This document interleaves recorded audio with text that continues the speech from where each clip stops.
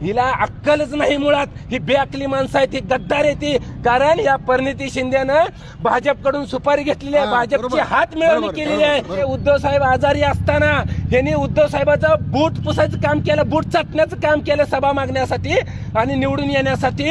आणि उद्धव साहेबांनी आजारी असताना देखील परिणिती शिंदेसाठी सभा घेतली, तिला एवढी देखील जाण राहिली नाही. गद्दार परिणिती शिंदे यांनी सोलापूर जिल्ह्यातील शिवसैनिकांचा घात केलाय.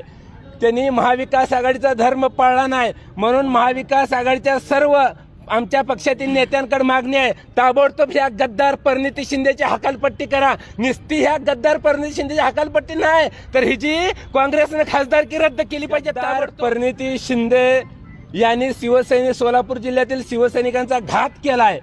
त्यांनी महाविकास आघाडीचा धर्म पाळला नाही, म्हणून महाविकास आघाडीच्या सर्व आमच्या पक्षातील नेत्यांकडे मागणी आहे, ताबडतोब ह्या गद्दार परिणिती शिंदेची हकालपट्टी करा. नुसती ह्या गद्दार परिणिती शिंदेची हकालपट्टी नाही तर ही जी काँग्रेसने खासदारकी रद्द केली पाहिजे ताबडतोब.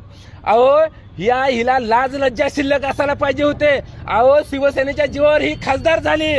अहो आमचे उद्धव साहेब आजारी असताना यांनी उद्धव साहेबाचं बूट पुसायचं काम केलं, बूट चाटण्याचं काम केलं सभा मागण्यासाठी आणि निवडून येण्यासाठी. आणि उद्धव साहेबांनी आजारी असताना देखील परिणिती शिंदेसाठी सभा घेतली, तिला एवढी देखील जाण राहिली नाही. हिला अक्कलच नाही मुळात. ही बेअक्कली माणसं आहेत, ही गद्दार आहे ती. कारण या परिणिती शिंदेनं भाजपकडून सुपारी घेतलेली आहे, भाजपची हात मिळवणी केलेली आहे.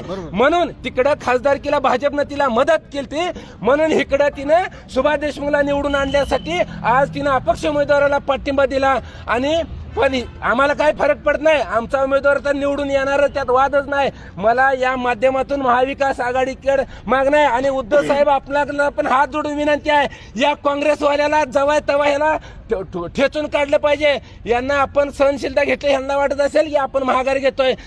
तुम्हाला सांगतोय परिणिती शिंदे, तुलाच काय तुझ्या बापाला देखील आम्ही भेट नाही आणि असली भीती आम्हाला परत दावायची नाही. आणि या